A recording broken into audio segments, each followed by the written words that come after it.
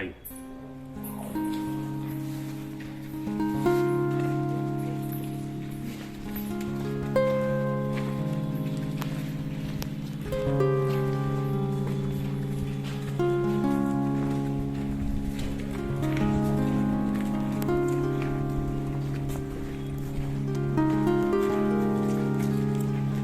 फिर मैं एक चीज दिखाता हूँ आप लोगों को।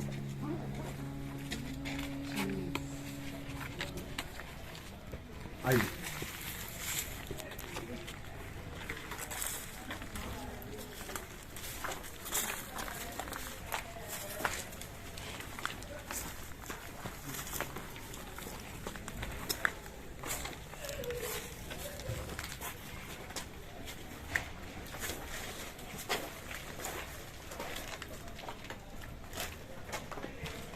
हम सब आगे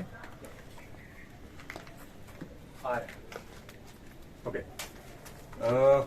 अब आप ये पेंटिंग देखिए, इसमें आपको क्या नजर आता है?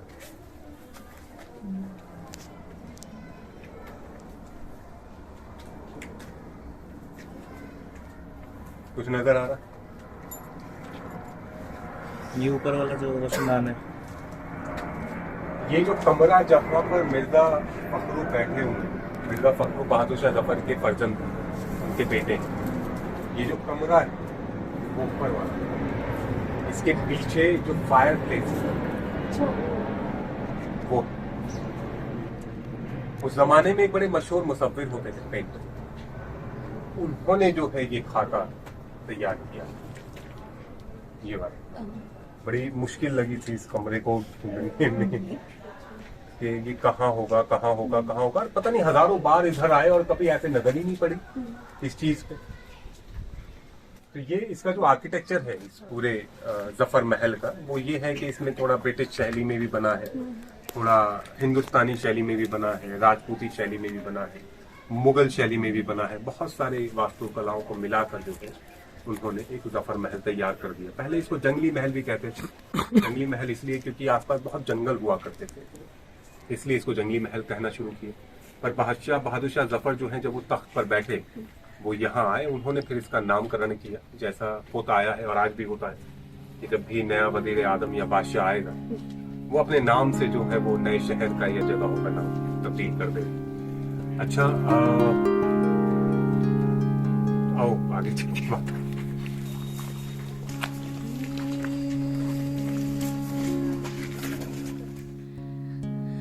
लगता नहीं है दिल मेरा उजड़े दयार में, लगता नहीं है दिल मेरा उजड़े दयार में।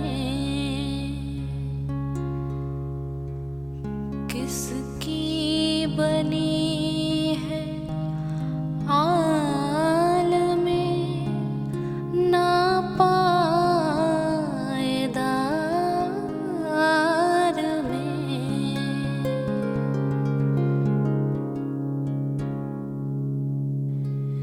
कह दो इन हसरतों से कहीं और जा बसे, इतनी जगह कहाँ है दिले दागदार में। इतनी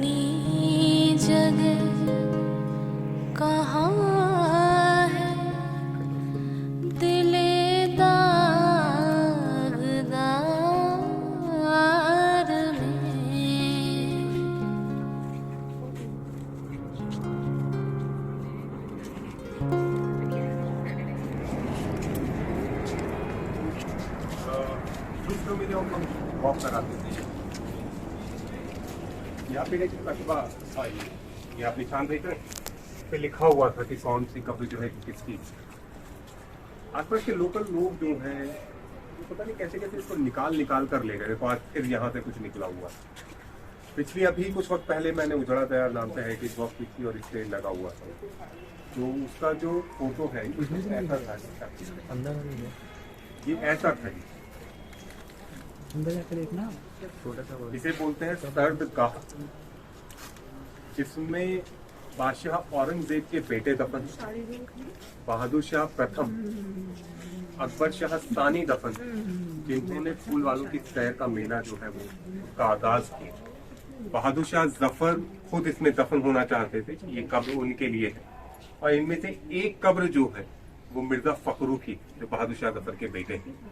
और इसी कब्र के लिए जो है उन्होंने एक शेर लिखा है, बहुत मशहूर सा। कौन सा है याद है? बताओ।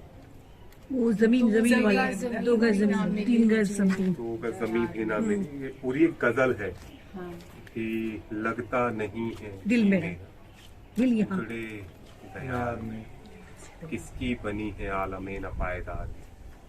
कह दो इन हसरतों से, कह दो कहीं और जाकर बसे।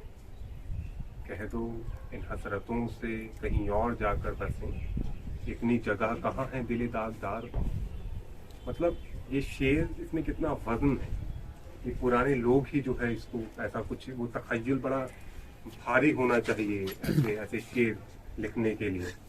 और फिर वो आखिरी जो बंद है वो ये कहते हैं कि कितना है बदनसीब दफन दफन के लिए, 2 गज जमीन भी ना मिली कोहे यार में। कोहे यार मतलब होता है, कोह मतलब होता है पहाड़। ये जो मेहरौली है ये पहाड़ के ऊपर जो है वो बनी है। अब इसके साथ में जो ख्वाजा कुतुब साहब का गुंबद, और यही जो है उनकी कब्र। यहाँ एक मोती मस्जिद है, और ये इतनी रूहानियत है इस मोती मस्जिद में। हम 5 मिनट यहाँ बैठते हैं, फिर उसके बाद आगे सफर पर इंशाल्लाह निकलेंगे। हाँ सब ठीक है? थके तो नहीं है? All good? कितना है बदनसीब ज़फ़र दफन के लिए, 2 गज ज़मीन भी न मिली कुए यार में। 2 गज ज़मीन भी न मिली कुए यार में। इस जगह में एक अपना एक अलग सुकून आज भी जो है वो बरकरार है। एक रूहानियत है इस जगह में। तो ये जो मस्जिद है इसे बहादुर शाह जफर फर्स्ट जो औरंगजेब के बेटे हैं उन्होंने जो इसको तामीर कराया, और इसे मोती मस्जिद के नाम से जो है वो जाना गया। अच्छा, आप लोग अभी अंदर गए थे और बैठ जाएंगे और देखा होगा आपने बड़ी कब्र है। मतलब नॉर्मल साइज की नहीं है वो कब्र, जो वो बहुत बहुत बड़ी जो है वो कब्र है। अच्छा, ये जो तसव्वुफ के जो मायने हैं, जो सूफीज़्म है, ये हर बार जो है मुझे एक नया रंग दिखा देते हैं। सूफीज़्म को किस तरीके से एक्सप्लेन किया जाए मुझे आज तक समझ नहीं आया।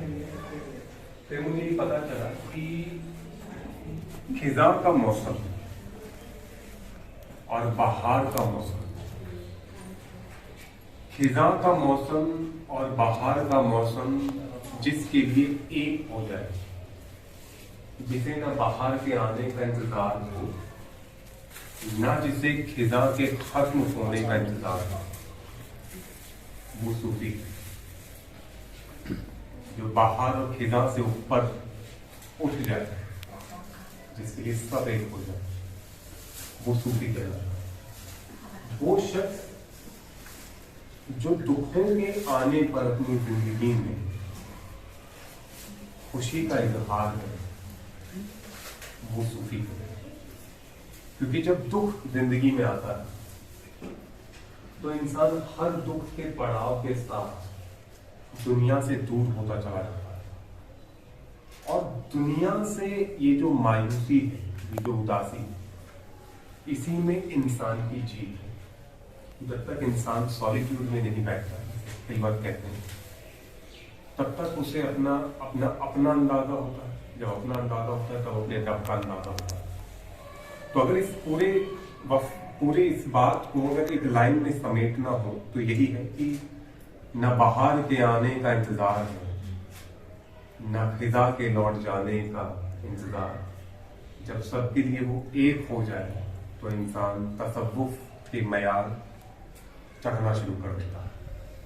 क्योंकि वो मेरे जैसे आम लोग होते हैं जो दिसंबर के आने की ख्वाहिश करते हैं। सूफियों के लिए हर शाम सर्द शाम और हर दोपहरी जेल की दोपहरी, चाहे वो दिसंबर ही क्यों ना हो। तो ये कहा जाता है कि सूफीज्म में गुरु और शिष्य को बड़ा मर्तबा हासिल है। और ये बहुत पुराना है। वो कौन थे जिन्होंने अपना अंगूठा काट कर दे दिया? एकलव्य। हिंदुस्तानी परंपरा रही शिष्य और गुरु वाली, तो ये बहुत पुरानी है। अब हिंदुस्तान में जो 5 बड़े सूफी हुए जिनमें ख्वाजा मोइनुद्दीन चिश्ती, फिर उसके बाद ख्वाजा कुतुबुद्दीन बख्तियार काकी है जहां हम लोग बैठे हुए, और फिर उसके बाद जो है बाबा फरीद, और फिर उसके बाद हज़रत निज़ामुद्दीन औलिया, और फिर उसके बाद हज़रत नसीरुद्दीन चिराग रोशन, जिनके नाम से चिराग दिल्ली। ये बड़े 5 सूफी जो है हिंदुस्तान ने देखे। अब इसमें हुआ ये कि अगर ख्वाजा मोइनुद्दीन चिश्ती जो है, जब वो यहाँ से पर्दा करके गए, मतलब जब वो उस नूर में जाकर मिले, तो उनके जो शागिर्द हैं, जो शिष्य हैं, ख्वाजा कुतुब साहब, वो वहां नहीं थे। जब ख्वाजा कुतुब साहब का इंतकाल हुआ तो बाबा फरीद वहां नहीं थे। जब हज़रत निज़ामुद्दीन औलिया का इंतकाल हुआ तो हज़रत अमीर खुशी नहीं थे।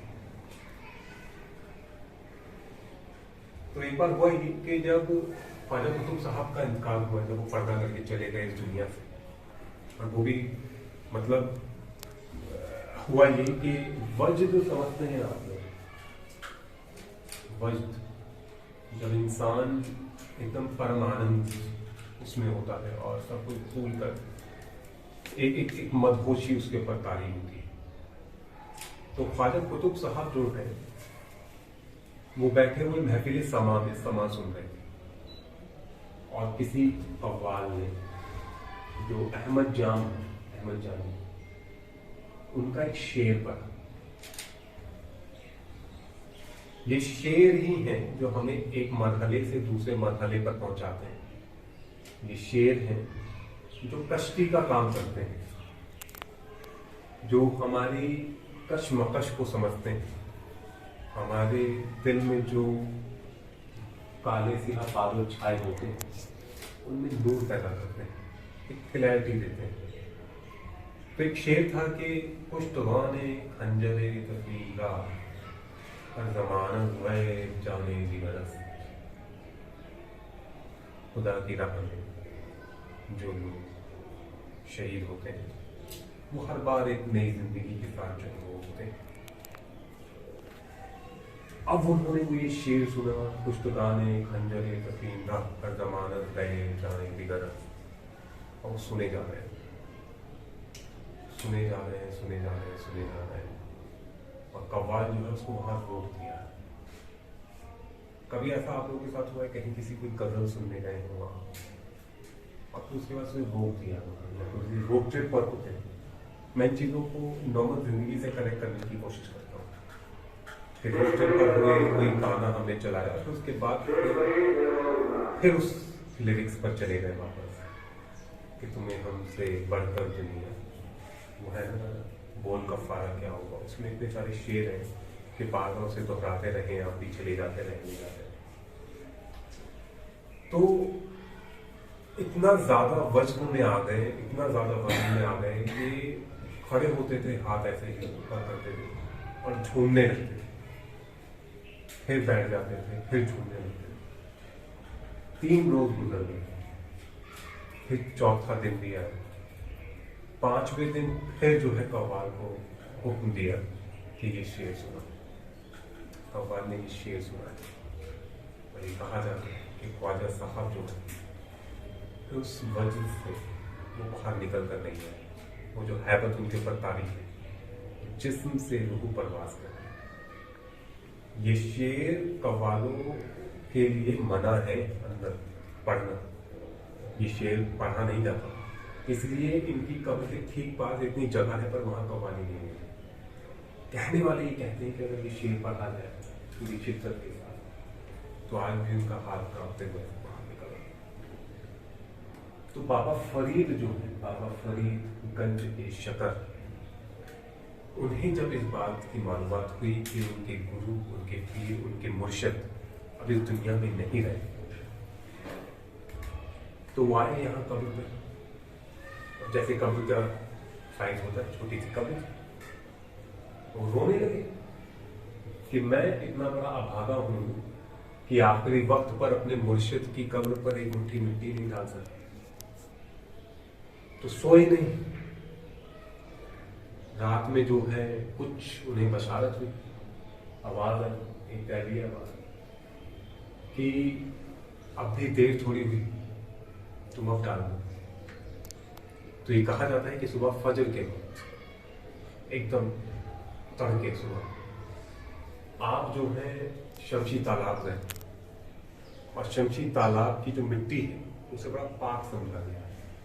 ये कहा गया है कि वो तालाब जो बना है, वो जो रिजर्वायर बनी है, वो रसूल खुदा प्रॉफेट मोहम्मद जो है, जिस घोड़े पर चलते थे बुराक, सुल्तान अल-तमश को जो है वो ख्वाब में दिखे थे, उसी घोड़े पर वहां खड़े हुए। और जब देखा गया वहां जाकर तो बुर्राक जो घोड़ा, उसके खुर के निशान थे वहां, और एक खुर में से पानी निकल रहा था, रिस रहा था। तो वहां से जो है वो गाना होने शुरू किया। आप इस चीज को समझते हैं कि जब आपको कोई काम करने में इतने तक हो जाए, आप मुंह धोने तो मुंह ही धोएगा, आप रोने तो सिर्फ रो रहे हैं। रोना मतलब ये नहीं कि आप कम में रोने, बस रो रहे हैं। अक्सर जो है जो बुजुर्ग होते थे, जो दरवेश होते थे, वो किसी शेर पर इस कद्र जो है उनकी आंखों से जो है पानी निकला करता था कि वो अपनी दस्तार जो पहना करते थे उसमें से जो है वो फाड़ फाड़ कर जो है कतरन जो है उससे आंख पहुंचते थे, और कव्वाल जो है उसे दबा तो समझकर माथे से लगा करके साथ लेगा। अभी वाला जो सूफीज़म है उसे वो सूफीज़म नहीं है। अक्सर गाँवों पर जाएगी सोच करके सूफीज़म है, आलिशान कपड़े पहने हुए और चमकते चमकती टोपियाँ पहने हुए, ये सूफीज़म नहीं है। सूफीज़म बहुत अलग है, ये पर्सनल तजुर्बा है, ये सिर्फ आपके और आपके ईश्वर के बीच है, जिसे आप कभी किसी को बयान ही नहीं कर सकते। तो ये क्या कर, इन्होंने क्या किया बाबा फरीद ने कि इन्होंने अपने खोज खोजी और ये वहां से तसले में मिट्टी लाते थे, कब्र पर डालना शुरू किया। सुबह से लेकर शाम हो गई, ये मिट्टी डाले डाले। अब जो इतना बड़ा जो ढेर हो गया, जो लोग अंदर गए थे या जिन लोगों ने जाली में से देखा, तो आप लोगों ने देखा होगा कि आप लोगों ने कभी इतनी बड़ी कब्र नहीं देखी होगी। ये बहुत बड़ा मिट्टी का ढेर। और फिर उसके बाद जो है बाबा फरीद जो है उन्हें आवाज आई कि फरीद बस करो, वजन बहुत ज्यादा हो गया। तो बाबा फरीद जो है वो रुके, उन्हें होश आए, तब जाकर जो है उन्होंने मिट्टी डालना बंद किया। तो ये जो जगह है ये बड़ी रूहानियत वाली है। इसे समझने के लिए अपने दिल की बेचैनियों को लगाम लगाना बहुत जरूरी है। कोई ही ऐसा बादशाह, कोई ही ऐसा शहंशाह, सुल्तान, शहजादा रहा होगा जिसने यहाँ आकर जो है नाक ना रखी। और फिर 1947 का वक्त आया तो यहाँ मजहबी दंगे बढ़ गए, और इस कदर बढ़ गए कि इस दरगाह को आग के हवाले कर दिया गया। फिर जब गांधी जी जो है उन्हें इस बात की इत्तला हुई, तो वो चिश्ती संप्रदाय से उनका बड़ी उनसियत थी, वो ख्वाजा कुतुब साहब को बड़ा मानते थे।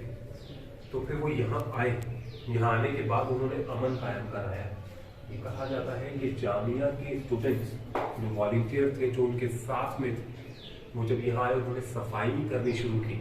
कई रोज तक इधर उधर कोने में यहाँ वहाँ कटी हुई उंगलियां मिल रही थी। इस कदर जो है यहाँ पर मजहबी दंगे भड़के थे। फिर महात्मा गांधी जो उन्होंने यहाँ पे उर्स करवाया, और क्योंकि जो फूल वालों की सैर है ये मजहबों को एक करता है, ये हमारे हिंदुस्तान की तहजीब को बयां करता है, ये गंगा जमुना तहजीब का सोता है, और जिसे अंग्रेजों ने बंद करा दिया 1942 में, इसको बंद करा दिया। फिर उसके बाद गांधी जी ने और पंडित जी ने, पंडित जवाहरलाल नेहरू साहब ने फिर से जो है इसको शुरू करवाया। ये वो लोग थे उस जमाने में जो महरौली तक ये जो मेरा महदूद रह गया है, ये वो लोग थे जो इसका मयार समझते थे कि इससे होते रहना क्यों जरूरी है। आजकल एक बहुत स्याह वक्त चल रहा है, बहुत स्याह वक्त है हिंदुस्तान में, जहाँ बहुत जरूरी है कि आपसी रंजिशें भुलाकर हर मजहब के लोग जो है वो एक हो जाए। ये मेला जो है वो सीधा संदेशा देता है। तो अब जो आज से ये जो मेला शुरू हुआ है और अगले हफ्ते सैटरडे तक जो चलेगा, इसमें रोज नए नए प्रोग्राम्स होंगे, पतंगबाजी होगी, कुश्ती होगी, दंगल हो गया, जहाज महल जो आखिरी जो हमारा पड़ाव है, और आखिरी दिन जो सैटरडे है उस दिन जो हमारा कव्वाली होगी। तो अगर आप लोग को वक्त मिले तो आप लोग जरूर जाइए, ठीक है। हम लोग अब अंदर बाजार में चलते हैं, ठीक है। मोमिका की आपको हमने पता है उस टाइम पे गरम गरम जो है वो तली जा रही थी ये मछलियाँ, हम तभी खा रहे थे।